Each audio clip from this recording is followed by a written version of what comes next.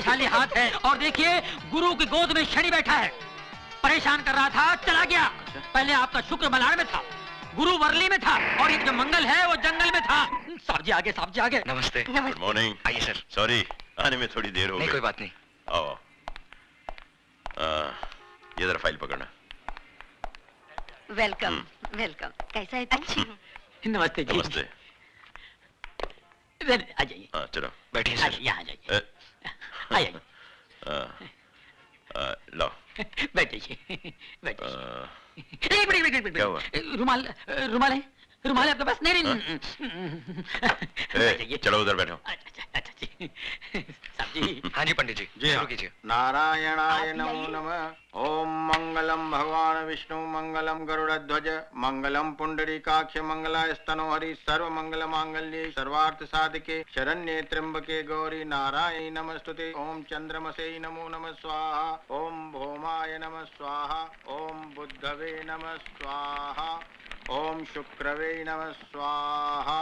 ओम शनिवे नमः स्वाहा। ओम पूर्णेति पूर्णमिदं स्वाहा। ओम गणानान्त्वा गणपति गुंगवामहे प्रिया।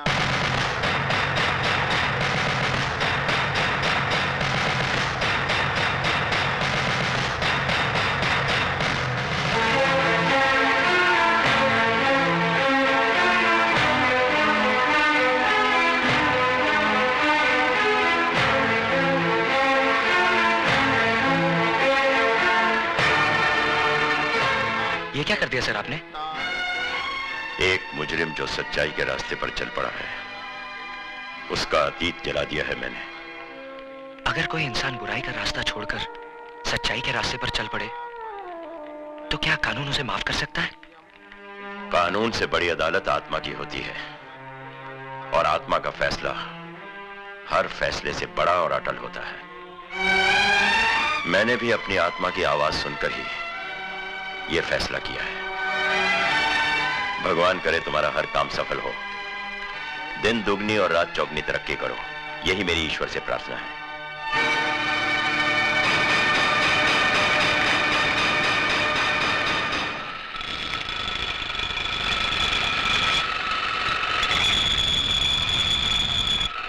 समझा? ले।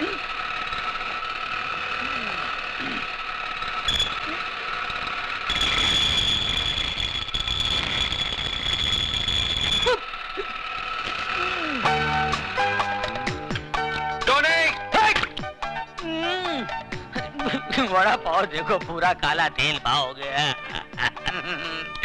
न खुद खाता है, न पीता है, न औरों को खाने देता है। क्या है? चिल्ला मत। जाके दूसरी गाड़ी में देख पेट्रोल है कि नहीं, डिलीवरी देनी है। हाँ देखता हूँ। 7-11 का पाना दे। बहन का टका सो रहा है। चल।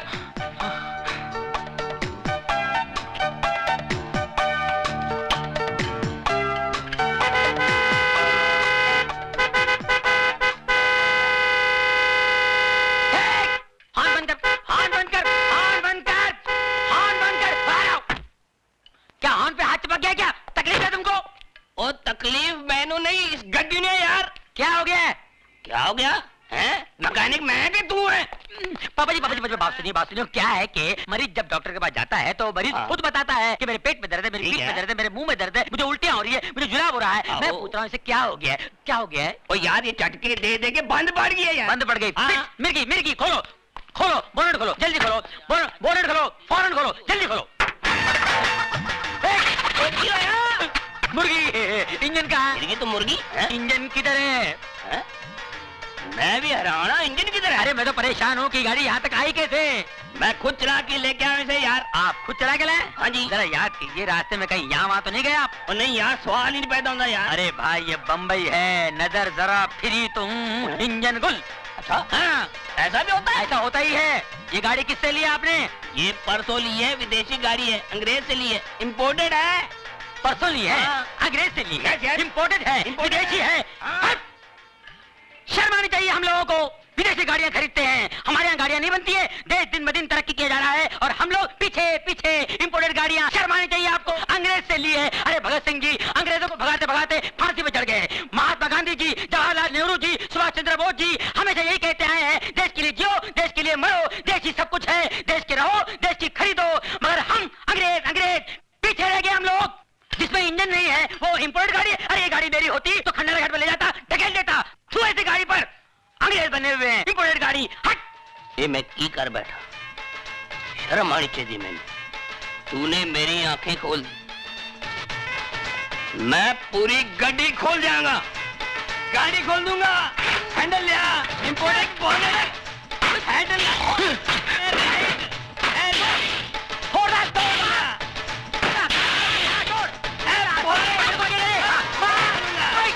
देसी गाड़ियों का काम मुझे नहीं मालूम है, विदेशी गाड़ी लेके आए, बोले मालूम है कहाँ इंजन।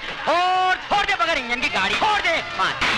घंटा गया गैरेज से, इन गाड़ियों से पाना वाना फोड़ दे, गैरेज तोड़ दे, तोड़ दे। ओए हाँ, इंजन कहाँ से आया भाई? पापा जी एक मिनट देखो, इस गाड़ी का यहाँ है इंजन। बाप रे मर गए पापा जी, जब पता ना हो कि कहाँ है इंजन न खरीदो ऐसी गाड़ी प्यारे इंडियन। इसीलिए कहता हूँ बी इंडियन बाय इंडियन। 9 बजे का शो है और तुम अभी तक तैयार नहीं हुआ। अरे बिगिनिंग नहीं देखेगा तो मजा नहीं आएगा ना। मैं तो कब से तैयार हूँ मिसेस डेविड, बस उन्हीं का इंतजार कर रही हूँ। अरे वो आने वाला नहीं है, लिख लो तुम। अरे उसको कान खुजाने का फुर्सत है, तुम बात करता है। ए टोनी, काय को फालतू का बात बोल के हमारा बेबी का दिल दुखाता है। हाँ, अजय ने उसको प्रॉमिस किया है कि वो उसको 9 बजे का पिक्चर दिखाएगा, उसको डिनर में लेके जाएगा, है ना? अरे सवाल ही इतने उठता है। क्यों? अरे सिस्टर देखो मैं क्या बोलता हूँ, जो आदमी दिन रात दारू पीता है उसको क्या बोलते हैं? अल्कोहलिक। और जो आदमी दिन रात काम करता है उसको क्या बोलते हैं? वर्कोहलिक। वर्कहॉलिक। हाँ। बस अपने गुरु को वर्कहॉलिक हो गया है, वो आने वाला नहीं है। अरे कैसा नहीं आएगा? अरे भाभी मेरे को बहुत भूख लगा है, पहले मेरे को खाना खिला दो बस। अरे कैसा? अरे रुको मैन, तुम किधर जाता है? किचन में टोनी को खाना देने। उसको हम खाना खिला देंगे। तुम एक बात हमारा ध्यान से सुनो, हमारा जो डेविड था ना वो भी ऐसे ही करता था, काम में सब कुछ भूल जाता था, सब कमिटमेंट भूल जाता था। हम भी कमती नहीं था, हम भी उसका काम पे पहुंच जाता था और 2-4 ऐसा पोज मारता था कि डेविड खल्लास हो जाता था। अरे जल्दी से शटर डाउन करके हमारा साथ में निकलता था। तुम समझ गया ना हम क्या बोलना मांगता? ये मर्द लोग को कंट्रोल में करने का वास्ते थोड़ा 2-4 पैर पैतरा मारना मांगता। तुम समझ गया ना? समझ गई। अरे समझ गया तो खड़ा काय को, जल्दी से जाओ, उसका भी शटर डाउन करो। गो मैन गो, जाओ ना। सिस्टर मान गया तुमको, you are great. Thank you, thank you. खून की बू आती है मुझे तुम्हारे जिस्म से, नफरत है मुझे तुमसे, नफरत। इससे बड़ा अभिशाप और क्या होगा मेरे लिए कि जिससे मेरा सुहाग उजाड़ा उसने मेरी मांग भरी। मेरी बदकिस्मती है ये कि एक कातिल के खून का खतरा मेरी कोख में पल रहा है। जी तो चाहता है कि जन्म से पहले इसे मार डालूं, लेकिन क्या फर्क रह जाएगा तुम में और मुझ में? मैं तुम्हारी तरह खूनी नहीं हूं।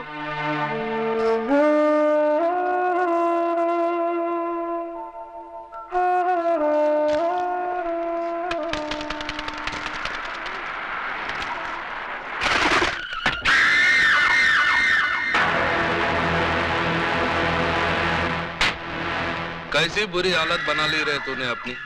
बारूद का ढेर था लेकिन अब किसी उजड़े मजार की अगरबत्ती लगता है। अरे जिसके वास्ते तू अपना सब कुछ छोड़ने के लिए तैयार है ना, वही तेरी शक्ल देखने के लिए तैयार नहीं है। चल वापस चल अपनी दुनिया में। देख मैं तेरे को अपने साथ ले जाने के वास्ते कैसे कैसे महारथी अपने साथ लाया हूँ। देख। नहीं नहीं नहीं, ऐसी दुश्मनी की नजर से देखने का कोई फायदा नहीं, क्योंकि अब भवानी अन्ना से हाथ मिला चुका है और जो अन्ना का दोस्त है वो भवानी का दोस्त है। और इस दोस्ती का सुझाव दिया है हमारे आदरणीय भजन सिंह जी ने। आप है राजनीति के बेताज बादशाह, सियासत की शतरंज कैरम बोर्ड की तरह खेलते हैं। दौलत और ताकत का स्ट्राइकर इनकी उंगलियों में है। जितनी देर में कैरम का एक बोर्ड फिनिश होता है उससे भी कम वक्त में ये किसी भी पार्टी का तख्ता पलट सकते हैं। वो क्या है कि शक्ल से मैं उतना कमीना नहीं लगता हूँ जितना मैं हूँ। बहुत सोच समझकर राजनीति के इस धंधे में कदम रखा है मैंने। जानते हो क्यों? क्योंकि नेतागिरी ही एक ऐसा धंधा है जिसे शुरू करने के लिए ना फाइनेंस की जरूरत होती है ना क्वालिफिकेशन की, सिर्फ कोयल सी मीठी जुबान और लोमड़ी सा शातिर दिमाग चाहिए।